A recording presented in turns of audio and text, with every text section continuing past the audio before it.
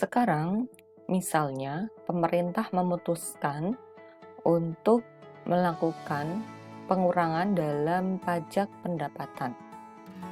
Bagaimana hal ini berdampak pada pendapatan dan konsumsi, lalu pada lapangan pekerjaan?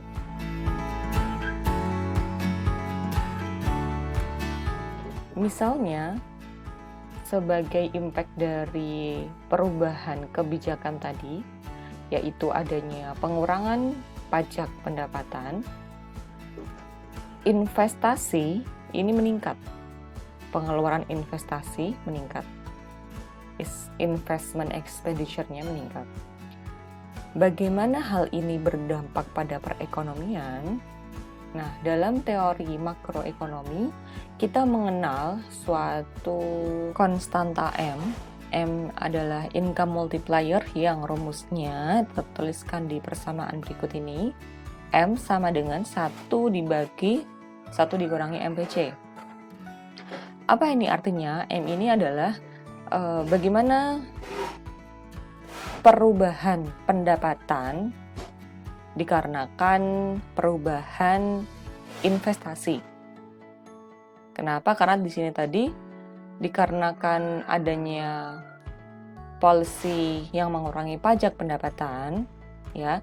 Kalau pajak pendapatan berkurang, berarti kan uang itu bisa digunakan lebih untuk investasi kan, maka investasinya akan meningkat gitu. Investment expenditure-nya meningkat. Nah, kalau investment expenditure ini meningkat dalam jangka panjang, hal ini akan meningkatkan pendapatan logikanya. Lalu seberapa besar peningkatan pendapatan dikarenakan peningkatan investasi ini dapat dijelaskan oleh nilai income multiplier. Baik, nah nilai M di sini, jika MPC sama dengan sekian, 0,7 ya.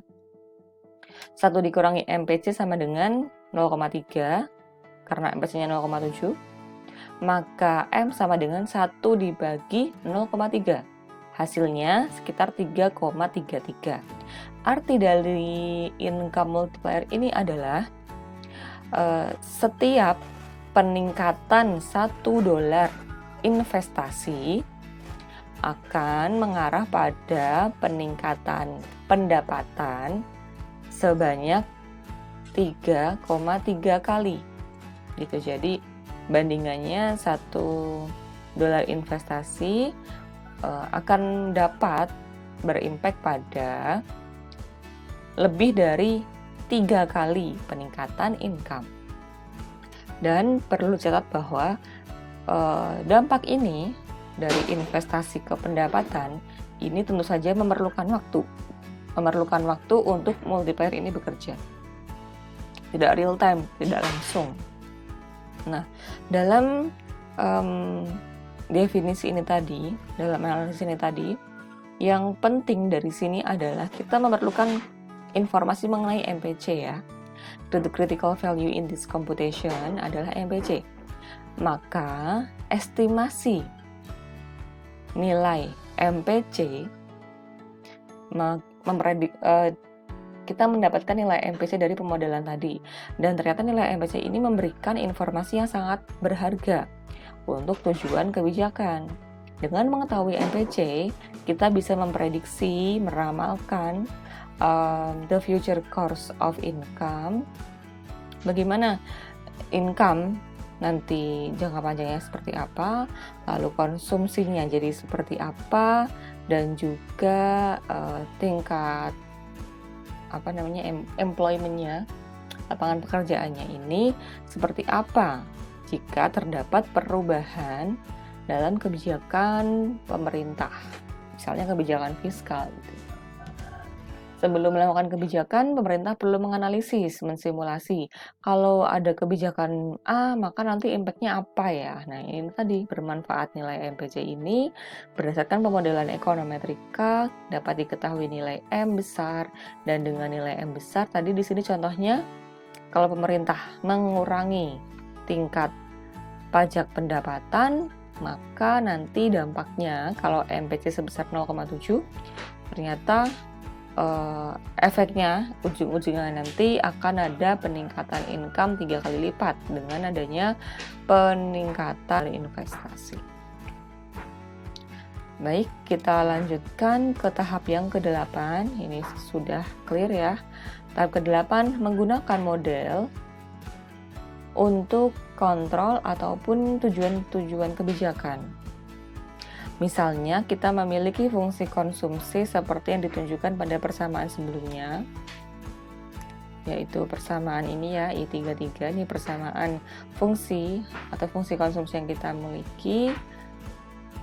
Nah, misalnya pemerintah ini percaya bahwa jika consumer expenditure, pengeluaran untuk konsumsi jika sebesar 4.900 akan membuat nilai tingkat pengangguran tetap pada nilai 4,2%. Nah, jadi intinya gini, pemerintah kepengen tingkat pengangguran ini tetap di angka 4,2%. Tingkat 4,2% ini sebanding dengan nilai consumption expenditure sebesar 4.900. Nah, lalu pada tingkat pendapatan berapakah agar consumption expenditure ini 4.900? Kita pengen tahu berapa variabel X dalam fungsi konsumsi yang telah disebutkan sebelumnya di sini. Di sini Y-nya di sini adalah konsumsi. Misalnya kita ingin konsumsinya 4.900, lalu berapakah tingkat income-nya agar consumption expenditure 4.900 kan gitu. Nah, ini berarti kita masukkan Y-nya di sini, variabel X-nya yang dicari gitu. Ini dipindah ruas ke sebelah kiri. Hasilnya X sama dengan 7.197. Nah, tingkat pendapatan sebesar 7.197 juta dolar. Satuannya di sini tergantung sama satuan data yang kita gunakan dalam membuat model ini tadi ya di awal. Satuannya jutaan dolar. Nah, nilai ini berarti pendapatan sebesar sekian juta dolar dengan MPC 0,7 ya, ini 0,7 akan produce an expenditure, akan memberikan nilai konsumsinya sebesar 4.900 juta dolar. Nah, as this calculation suggests, an estimated model ini dapat digunakan untuk kontrol atau kebijakan. Nah, dengan kebijakan policy mix antara kebijakan fiskal dengan moneter, pemerintah dapat memanipulasi variabel X ini tadi untuk variabel X ini tadi adalah income ya. Income-nya dapat dikontrol gitu sehingga dapat memberikan nilai consumption expenditure yang diinginkan gitu. Nanti impact-nya kemana? Ke tingkat unemployment rate. Jadi dari variabel X, X-nya sekian gitu untuk memberikan variabel Y yang sekian sehingga tingkat unemployment-nya dapat dijaga pada level 4,2%. Jadi saat pemerintah itu merencanakan suatu kebijakan itu sudah dianalisis sedemikian rupa rigidnya gitu. Ya, jadi kita nggak bisa asal mengkritik kebijakan pemerintah, kita perlu menelusuri lagi ini itu dari mana gitu. Jadi nggak serta-merta menyalahkan, tapi pemerintah pasti sudah punya tim ahli dalam berbagai bidangnya. Oke, ini adalah materi tentang metodologi ekonometrika, tahapannya ada 8, semoga bermanfaat. Alhamdulillahirabbil alamin.